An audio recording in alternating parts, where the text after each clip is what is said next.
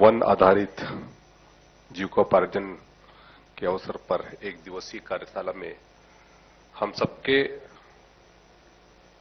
और इस छत्तीसगढ़ के यशस्वी मुख्यमंत्री आदरणीय श्री विष्णुदेव साय जी, मंच पे उपस्थित हमारे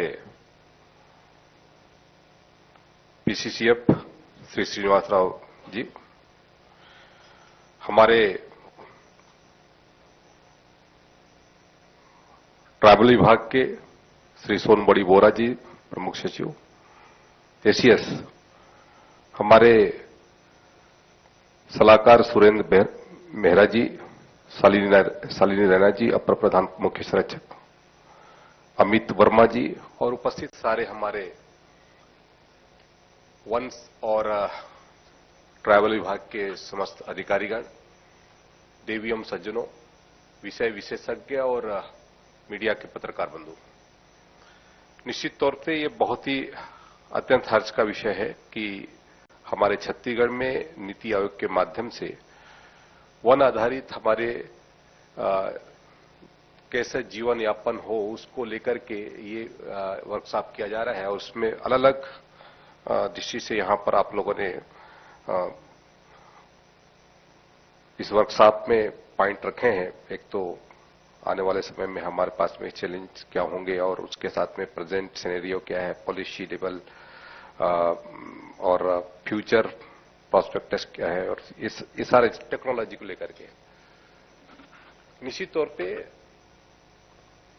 आज छत्तीसगढ़ में जो वनों पे हमारा जो जीवन है वो हमारा जीवन, क्योंकि वन आधारित जीवन है। माननीय मुख्यमंत्री जी बैठे हैं, माननीय मुख्यमंत्री जी उसको विस्तार से यहां पर रखेंगे, क्योंकि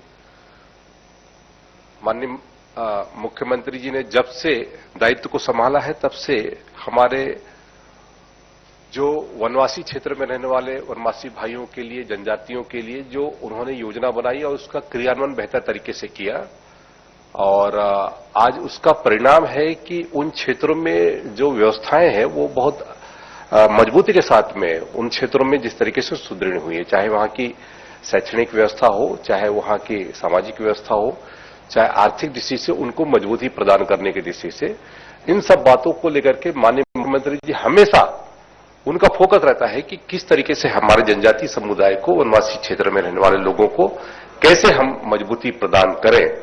और आज उन क्षेत्रों में जो डेवलप हो रहा है ये उनके प्रयास का परिणाम है। उन्होंने आते ही पहले ही कहा कि पहले हम अपने जो वनांचल में रहने वाले बंधु हैं, जो हमारे लगभग 14 लाख से ऊपर जो वन पे अपने जीवन यापन करते हैं, उनको हम तेंदुपत्ता की जो राशि है वो 5,500 रुपए प्रति मानक बोरा देंगे। और उसके तहत में उन्होंने पहले ही उसमें उन्होंने 5,500 रुपए प्रति मानक बोरा हमारे तेंदुपत्ता संग्राहकों को दिया।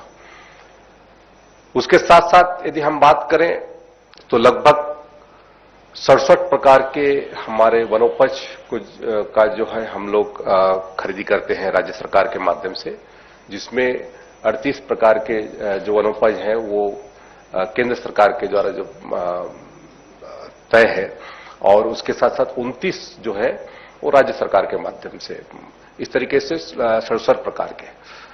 तो और पूरे प्रदेश में लगभग हमारे जो वनोपज खरीदी केंद्र लगभग 4,785 है, ये हमारे वनोपज खरीदी केंद्र है।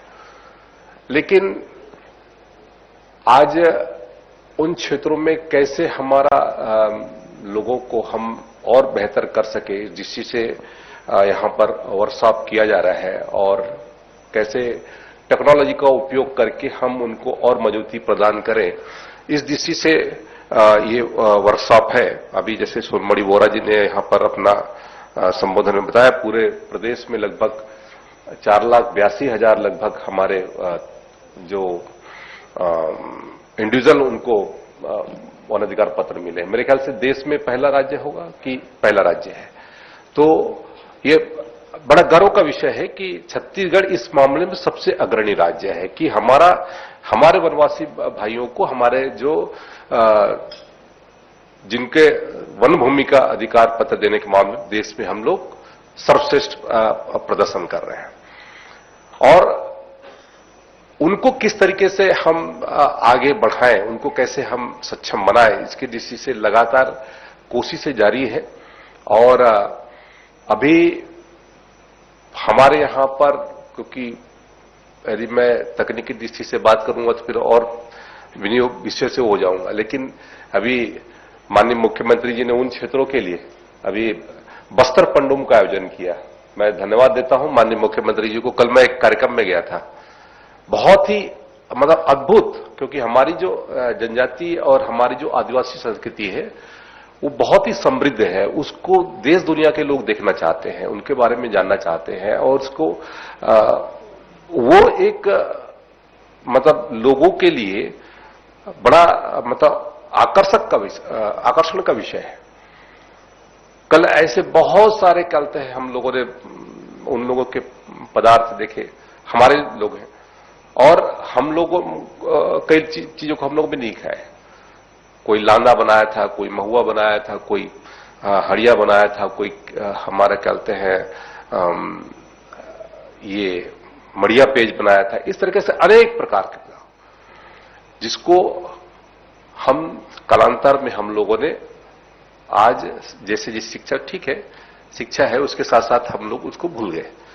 लेकिन हमारे जो पूर्वज है वो अभी भी ये कहा करते हैं। अभी नई पीढ़ी के लोग को हम कहेंगे कि आपको मड़िया पेज के बारे में, तो वो बोलेंगे, मजाक करेंगे कि ये मड़िया पेज की क्या बात करते हैं। लेकिन अब जब हम लोग थोड़ा सा ज्यादा वो हो गए तो डॉक्टर बोलता है कि थोड़ा सा रागी का पिया करो बोल के, ताकि शरीर ठंडा रहेगा, शीतल रहेगा। और गर्मी के दिनों में हमारे पूर्वज लोग, गर्मी के समय में पूर्वज लोग पहले से पीते आ रहे हैं, वो तुम्बा बना करके तुम्बा में डाल करके रखते हैं।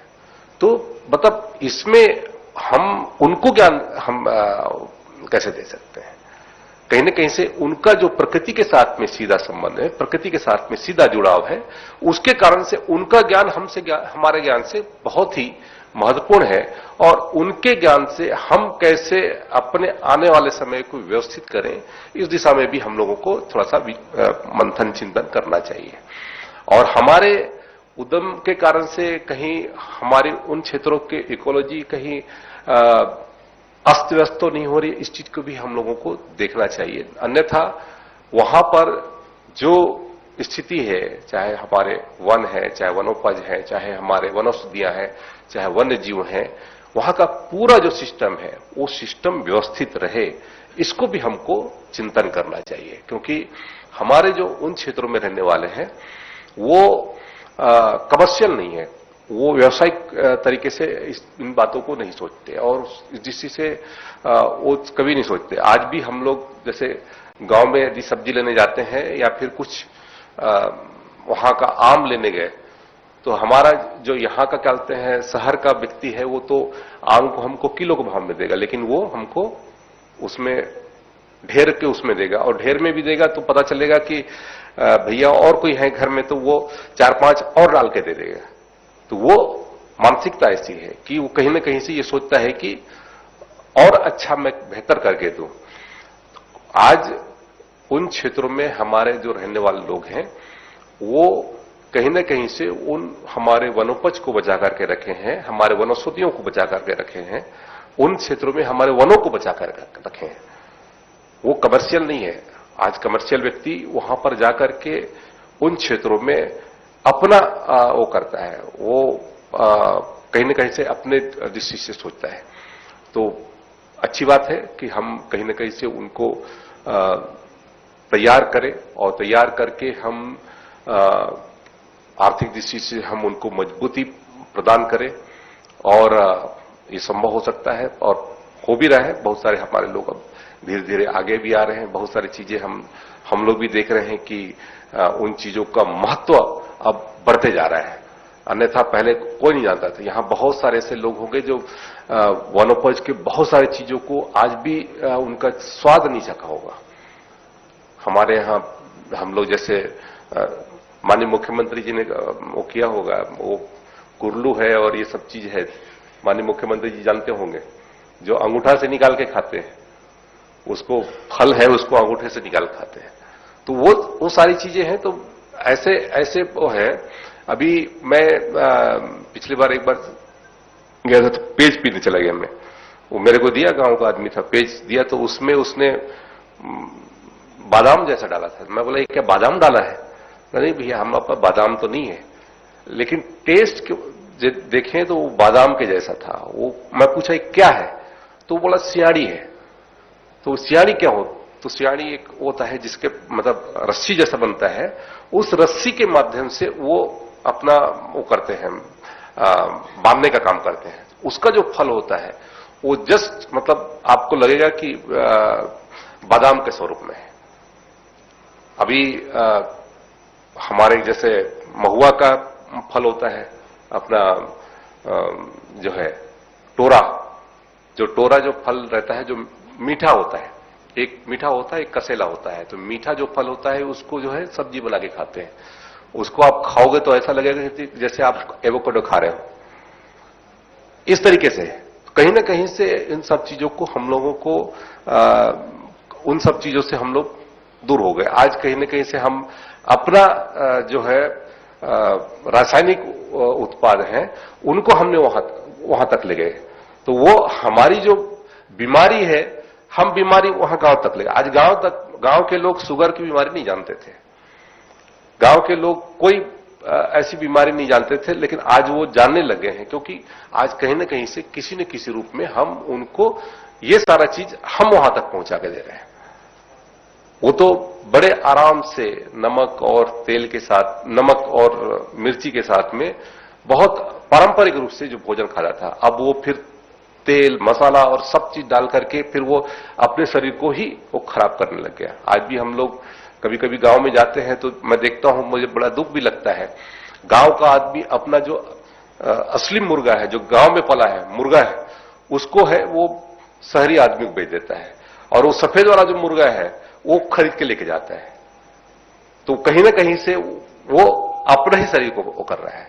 और देसी जो शराब है, जो ऑर्गेनिक है, उस ऑर्गेनिक शराब को वो क्या करता है कि वो मार्केट में बेच देता है, वो शहरी आदमी लेके जाता है। और जो अंग्रेजी शराब है उसको हमारे ख्याल पे आदिवासी समुदाय का ले लेता है, और बीमारी फिर उससे फैलती है। तो कहीं ना कहीं से ये जो वो है, तो वो देखने के चक्कर में पता चलता है कि नया चीज है तो वो उसमें वो कर लेता है, तो वहां पर हो जाता है। तो ऑर्गेनिक चीजों का आज कहीं ना कहीं से जो संरक्षण करके रखा है, तो वो हमारे उस वनवासी भाई ने रखा है, जनजातीय समुदाय ने रखा है। उसका सही तरीके से हम मूल्य दे सके, रागी का, कोडो का, कुटकी का, जितने भी प्रकार के हैं, उन सब चीजों को यदि हम सही तरीके से व्यवस्थित करके हम वो करें। आज मिलेट्स का उत्पादन या फिर ऑर्गेनिक खेती उन क्षेत्रों में, क्योंकि रासायनिक दृष्टि से हम लोग वहां पर नहीं करते वहां पर, तो कहीं ना कहीं से यदि उनका यदि सही तरीके से होगा तो निश्चित तौर से हमारा उनके आर्थिक दृष्टि से वो भी मजबूत होंगे, और हमारा जो फॉरेस्ट का है वो भी हमारा संरक्षित रहेगा, क्योंकि हमारा जीवन का एक सबसे बड़ा आधार है, और उसके माध्यम से हमको आर्थिक दृष्टि से हमको मजबूती प्रदान करता है। वो जंगल काट के नहीं करेगा, वो वहां से वनोपज लेकर करेगा। तो वनोपज पर हमारा कैसा और ज्यादा फोकस हो, अभी हम इसकी दृष्टि से हम लोग चर्चा कर ही रहे हैं।